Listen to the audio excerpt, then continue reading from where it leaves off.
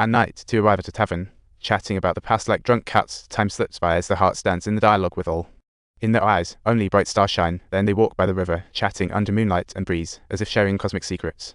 Hazy night quickly ferments their feelings, with two long solo hearts launching like rockets towards the same horizon. Before parting, they share a silent pact, tipsy. Paul leans in for an enchanting kiss. Beth was equally lost in the moment, the moonlight casting love's spell. At that instant, love's seed frantically took root in their hearts, and Paul worked like head just down to double espresso.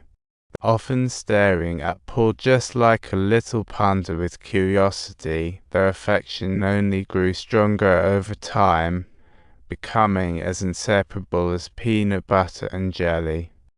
They strolled through fallen leaves, played in brooks with the pups, and even sailed into the sunset, living a life straight out of a post. Rennie fully backed Beth in starting anew, but Kisa, jealous of Paul, opposed their happiness. Upon seeing Paul at Little Band's party, furious Kisa approached Beth as if warning her. She threatened Beth, break up with Paul or lose Little Band's custody. A bombshell. Beth was caught in a bind. Though she loved Paul, Little Band was her entire universe, and for him, she had to make this tough choice. Watching Paul walk away, her heart was in shambles. She wanted to drop everything and chase after him, but Little Band's existence felt like an invisible rope tying her down. Beth's mind was flooded with impractical fantasies, while Kisa, like a smug little jester, taunted Paul as he walked away. Kisa followed closely, whistling away, as if celebrating her victory. Subtitles, however, Paul completely ignored this, as if he had heard some soul-stirring music, and continued moving forward in the coming days. Paul didn't return to the pet shop. Beth became quiet, and Granny reminded her that only she could fight for her freedom. Beth began to reflect, realizing her choice for Little Band wasn't wrong, but she couldn't let Kisa's threats drive her to abandon Paul. Next morning, she summoned her courage to confront Kisa, pouring out her long-held feelings like a balloon finally bursting. After sharing her heart, Beth felt an unshakable lightness, breaking free of her constraints, and rushed to find Paul. In that moment of having the one she loved the most, words weren't necessary. They read the answer in each other's eyes. In the following days, Paul remodeled his old house, adding new furniture like a magician, with Beth and Little Band by his side. That finally felt like home. In his spare time, Paul even taught Little Band to play the violin and signed him up for the church concert. Watching Little Band bravely perform on stage, sunshine filled Beth's heart, reinforcing her belief that Paul was her soulmate. Kisa observed this warmth as well. After the show, seeing Paul and Beth leave hand in hand, emotions swelled inside her. Though once settled, Kisa slowly began to let go. Perhaps she wasn't a suitable guide in Little Band's life after all.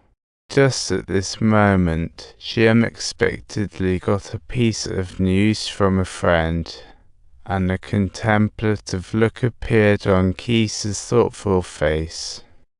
She stealthily snuck into Paul's place, snagging that lucky charm, then found Beth to share her theory. The military still hasn't found the cause of her brother's death, with rumors of friendly fire, yet Paul, an outsider, appeared with the lucky charm. This led to speculation that he might be the culprit, and his actions could very well be an attempt at redemption for his sins. Losing her grip, Beth was swayed by Kisa's words, starting to suspect Paul's motives. After Kisa left, Paul came, having noticed a lost photo. Beth, with her brother's charm, questioned him repeatedly. At this point, Paul gathered his courage and recounted how he came across the photo and escaped from the brink of death. Subtitle: Beth was like an angel descending from hell, and it was her companionship that enabled him to overcome despair. But how could one possibly explain things that even they themselves couldn't understand? However, that response left Beth unable to accept. She handed the photo back to her brother, hoping for a peaceful return. She wished for her brother's safe return, not for this painful outcome. If so, their fates were destined to. Paul too began questioning his thoughts. Perhaps leaving was indeed the best choice.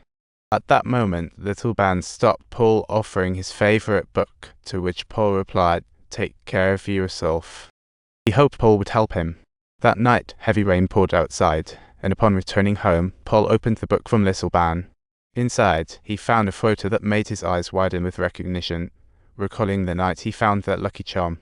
That night, they were ambushed, and a comrade died protecting him, prompting Paul to seek vengeance. It turned out that man was Beth's brother. Only Paul, the sole survivor, knew the truth. He resolved to tell Beth before leaving, but at that moment, an unexpected guest arrived at her home.